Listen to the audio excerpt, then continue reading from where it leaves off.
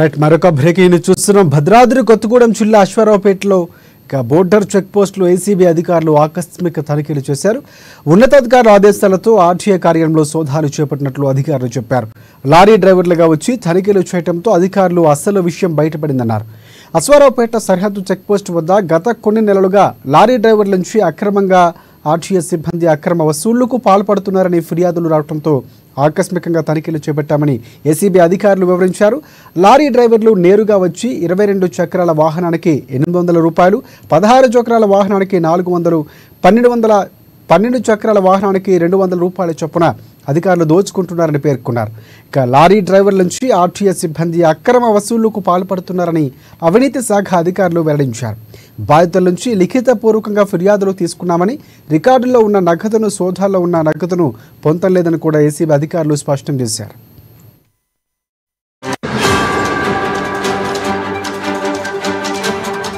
తనిఖీలు చేశారు. ఉన్నతాధికారుల ఆదేశాలతో ఆర్టీఏ కార్యాలయంలో సోదాలు చేపట్టినట్లు అధికారులు చెప్పారు. లారీ డ్రైవర్లుగా వచ్చి తనిఖీలు చేయడంతో అధికారులు అసలు విషయం బయటపడిందన్నారు. ఇక అశ్వారావుపేట సరిహద్దు చెక్ పోస్ట్ వద్ద గత కొన్ని నెలలుగా లారీ డ్రైవర్ల నుంచి అక్రమంగా ఆర్టీఏ అధికారులు వసూళ్లకు పాల్పడుతున్నారని ఫిర్యాదులు రావడంతో ఆకస్మిక తనిఖీలు చేపట్టామని ఏసీబీ అధికారులు వివరించారు.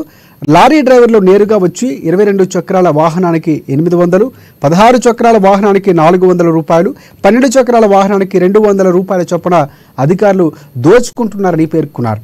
ఇక లారీ డ్రైవర్ల నుంచి ఆర్టీఏ సిబ్బంది అక్రమ వసూలుకు పాల్పడుతున్నారని అవినీతి శాఖ అధికారులు వెల్లడించారు. ఇక బాధితుల నుంచి లిఖితపూర్వకంగా ఫిర్యాదు తీసుకున్నామని, రికార్డుల్లో ఉన్న నగదుకు సోదాల్లో ఉన్న నగదుకు పొందలేదని ఏసీబీ అధికారులు స్పష్టం చేశారు. ఇక దీనికి సంబంధించి పూర్తి అప్డేట్స్ అందించేందుకు మా ప్రతినిధి భద్రాద్రి కొత్తగూడెం నుంచి శ్రీనివాసరావు మనకి ఫోన్లో సిద్ధంగా ఉన్నారు. ఎస్ చెప్పండి శ్రీనివాసరావు, ప్రధానంగా ఆర్టీఏకి సంబంధించిన అధికారులు పూర్తి స్థాయిలో అక్కడ అక్రమ దందా చేస్తున్నటువంటి పరిస్థితి కనిపిస్తుంది. ఇంకా అప్డేట్స్ ఏంటి? Thank you Rajasekhar. భద్రాద్రి కొత్తగూడెం జిల్లా అశ్వారావుపేట రాష్ట్రీయ రహదారిపై ఉన్నటువంటి బోర్డర్ చెక్ పోస్ట్ ఏదైతే ఉందో, ఈ రోజు ఏసీబీ అధికారులు ఆకస్మికంగా అంటే మారు వేషధారుల్లో వచ్చి, క్లీనర్లు డ్రైవర్లు వేషధారుల్లో వచ్చి అక్కడ జరుగుతున్నటువంటి తంతును పరిశీలించి అవాక్కైనటువంటి పరిస్థితి ఉంది.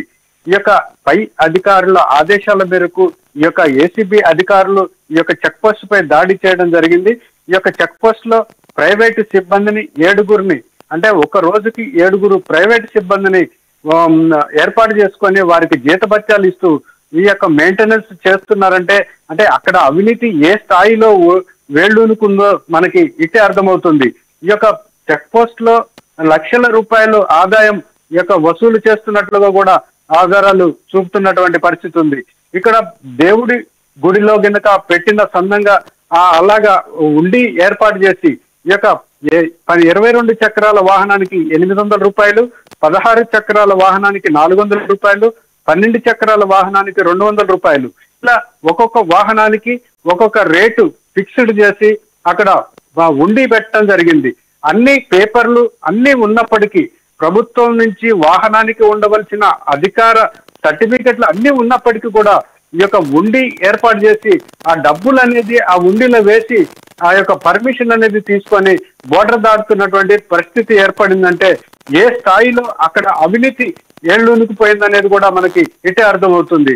ఈ రోజు ఖమ్మం జిల్లా ఏసీబీ డిఎస్పీ వై రమేష్ ఆ యొక్క టీం ఆధ్వర్యంలో ఈ యొక్క బోర్డర్ చెక్ పోస్ట్ లో ఉన్నటువంటి ఈ యొక్క చెక్ పోస్ట్ కి వచ్చేసి ఈ రోజు ఉదయం దాడులు జరిపినటువంటి పరిస్థితి ఉంది.